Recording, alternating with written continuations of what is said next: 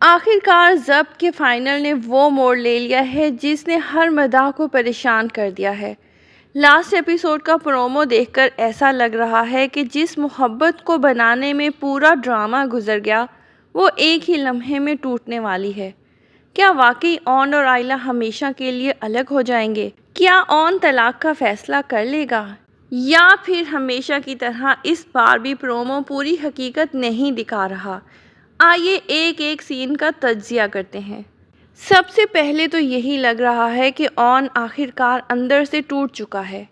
وہ شخص جس نے ہر مشکل میں آئلہ کا ساتھ دیا، ہر بار اس کے لیے قربانی دی اور ہر الزام خاموشی سے برداشت کیا، اب شاید یہی ماننے لگا ہے کہ آئلہ اس کے ساتھ صرف مجبوری میں رہ رہی ہے، محبت میں نہیں۔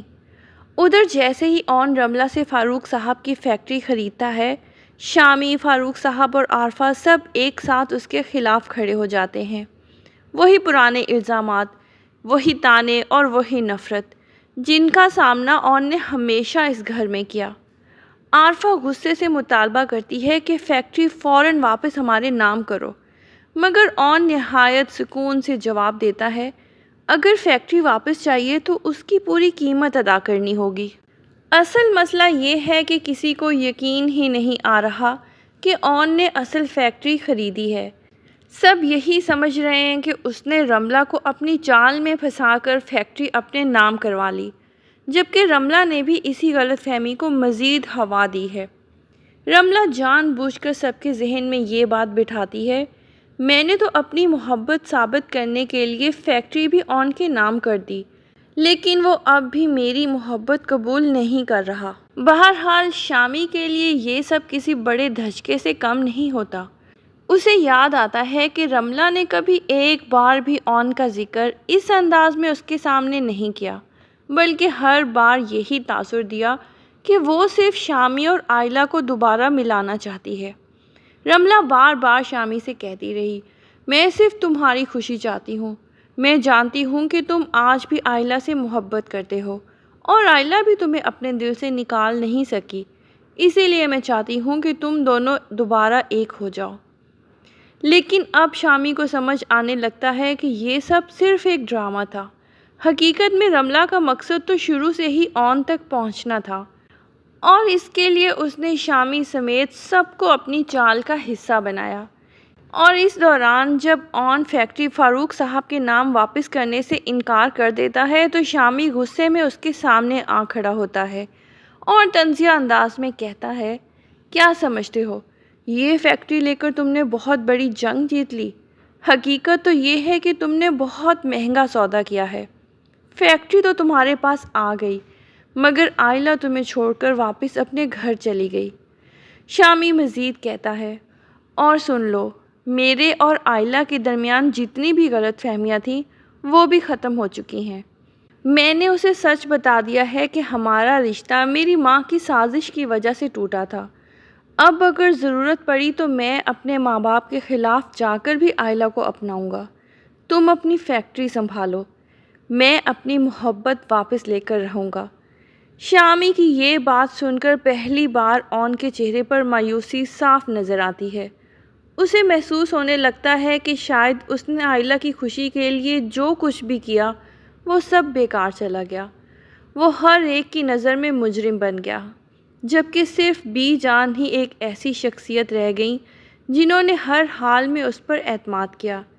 شاید اسی لمحے اون یہ فیصلہ کر لیتا ہے کہ اگر آئلہ کی خوشی واقعی مجھ سے دور جانے میں ہے تو میں اس کی راہ میں کبھی رکاوٹ نہیں بنوں گا، چاہے اس فیصلے کی قیمت مجھے اپنی پوری زندگی ہی کیوں نہ چکانی پڑے۔ البتہ یہاں ایک بات غور طلب ہے، اگر واقعی شامی آئلہ سے یہ سب کہتا ہے تو یہ صرف اس کی خواہش ہو سکتی ہے، اس کا مطلب یہ ہرگز نہیں کہ آئلہ بھی دوبارہ اس کے ساتھ زندگی گزارنے کے لیے تیار ہو جائے گی۔ دراصل آئلہ کی تمام ناراضی اس وقت اون سے ہے۔ شامی سے محبت دوبارہ شروع ہو جانا ابھی تک کہیں بھی واضح نہیں ہوا، اسی لیے زیادہ امکان یہی ہے کہ شامی صرف اون کو ذہنی طور پر توڑنے کے لیے یہ سب کہہ رہا ہو، تاکہ اون یہ سمجھے کہ آئلہ اب ہمیشہ کے لیے اس کی زندگی سے جا چکی ہے۔ اور اگر واقعی یہی ہوتا ہے تو شامی کی یہ بات اون کے دل پر کسی تیر کی طرح لگے گی۔ اون کو محسوس ہوتا ہے کہ جس عورت کے لیے اس نے ہر قربانی دی، آخرکار وہ بھی اس پر یقین نہ کر سکی۔ شاید اسی لمحے وہ فیصلہ کر لے گا کہ اگر میری وجہ سے ہی آئلہ پریشان ہے تو بہتر ہے میں خود اس کی زندگی سے ہمیشہ کے لیے دور ہو جاؤں۔ اسی سوچ کے ساتھ لگتا ہے کہ اون سیدھا سمندر کے کنارے چلا جائے گا، جہاں وہ کافی دیر تک تنہائی میں بیٹھ کر اپنی زندگی کے ہر فیصلے پر غور کرے گا۔ ایک طرف آئلہ کی محبت، دوسری طرف اس کی خوشی، اور انہی دو کشمکشوں کے درمیان وہ شاید اپنی زندگی کا سب سے مشکل فیصلہ کر لیتا ہے۔ اسی لیے وہ اپنے وکیل دوست کو فون کرتا ہے اور کہتا ہے طلاق کے کاغذات تیار کر دو۔ یہ ایک ایسا فیصلہ ہوگا جو شاید اون اپنے لیے نہیں بلکہ صرف آئلہ کی خوشی کے لیے کرے گا، کیونکہ وہ ہمیشہ یہی چاہتا تھا کہ اگر وہ خود خوش نہ بھی رہے تو کم از کم آئلہ تو خوش رہے۔ ادھر اون کے گھر سے نکلنے کے بعد ایک ایسا راز سامنے آنے والا ہے جو پورا معاملہ ہی بدل کر رکھ دے گا۔ لگتا ہے کہ اون جان بوجھ کر فیکٹری کی فائل گھر پر چھوڑ گیا تھا، اور جیسے ہی گھر والے وہ فائل کھول کر دیکھتے ہیں تو سب کے چہروں کا رنگ اڑ جاتا ہے۔ انہیں معلوم ہوتا ہے کہ اون نے فیکٹری اپنے نام نہیں رکھی، بلکہ تمام قانونی کارروائی مکمل کرنے کے بعد یا تو وہ فیکٹری آئلہ کے نام منتقل کر دی ہے یا پھر اس کے والد ثاقب صاحب کے نام۔ یہ حقیقت سامنے آتے ہی سب کو احساس ہونے لگتا ہے کہ جس شخص پر وہ مسلسل الزام لگاتے رہے وہ تو در حقیقت سب کی بھلائی کے لیے کام کر رہا تھا۔ شمسہ کی آنکھوں میں خوشی کے آنسو آ جاتے ہیں، جبکہ آئلہ پر جیسے قیامت ٹوٹ پڑتی ہے۔ اسے ایک ایک لمحہ یاد آنے لگتا ہے جب اس نے اون کی بات سنے بغیر ہی اس پر شک کیا، اسے سخت باتیں سنائیں اور اس کی محبت پر ہی سوال اٹھا دیا۔ اسی دوران زویا آئلہ کے پاس آ کر کہتی ہے، آئلہ تم نے اون بھائی کے ساتھ بہت زیادتی کی ہے۔ مجھے تو شروع سے ہی یقین تھا کہ وہ تم سے سچی محبت کرتے ہیں۔ یہ الفاظ سن کر آئلہ کو فوراً اون کی وہ بات یاد آتی ہے جب اس نے کہا تھا کبھی مجھ پر شک مت کرنا، اور پھر اپنا وہ وعدہ بھی یاد آتا ہے کہ میں ہمیشہ آپ پر اعتبار کروں گی۔ اب اسے احساس ہوتا ہے کہ اون صحیح کہتا تھا، اعتبار کا امتحان زبان سے نہیں وقت آنے پر دیا جاتا ہے، اور وہ اس امتحان میں ناکام ہو چکی ہے۔ اب آئلہ کے دل میں صرف ایک ہی احساس رہ جاتا ہے، پچھتاوا۔ وہ خود کو بار بار قصوروار ٹھہرانے لگتی ہے کہ جس شخص نے ہر قدم میں میرا ساتھ دیا میں نے اسی کی محبت پر شک کر لیا۔ ایسے میں زویا اسے حوصلہ دیتے ہوئے کہتی ہے، ابھی بھی کچھ نہیں بگڑا۔ میاں بیوی کے رشتے میں معافی مانگنے سے کوئی چھوٹا نہیں ہو جاتا۔ اگر واقعی تم اون بھائی سے محبت کرتی ہو تو جاؤ، ان سے اپنے دل کی بات کہہ دو۔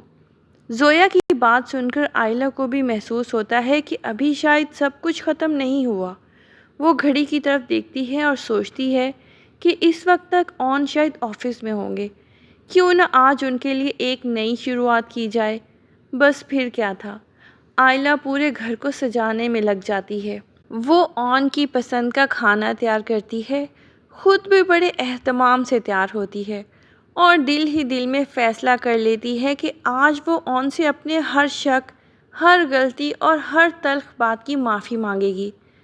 اب اس سے پہلی بار شدت سے احساس ہوتا ہے کہ وہ صرف اون کی عزت ہی نہیں کرتی بلکہ دل کی گہرائیوں سے اس سے محبت بھی کرنے لگی ہے۔ اور دوسری طرف اون جو اپنے وکیل سے مل کر طلاق کے کاغذات پر دستخط کر چکا ہوتا ہے، انتہائی بوجھل دل کے ساتھ واپس گھر کی طرف آ رہا ہوتا ہے۔ اس کے ذہن میں یہی خیال گردش کر رہا ہوتا ہے کہ شاید یہی فیصلہ آئلہ کی خوشی کے لیے بہتر ہے، چاہے اس کے بدلے اسے اپنی ساری خوشیاں قربان ہی کیوں نہ کرنی پڑے۔ جیسے ہی اون گھر میں داخل ہوتا ہے وہ سجا ہوا گھر دیکھ کر حیران رہ جاتا ہے۔ اسے سمجھ نہیں آتی کہ آخر یہ سب کس کے لیے کیا گیا ہے، اور پھر اگلے ہی لمحے سرخ لباس میں سجی آئلہ مسکراتے ہوئے اس کے سامنے آ جاتی ہے۔ ایک لمحے کے لیے یوں لگتا ہے جیسے تمام غلط فہمیاں ختم ہو چکی ہیں۔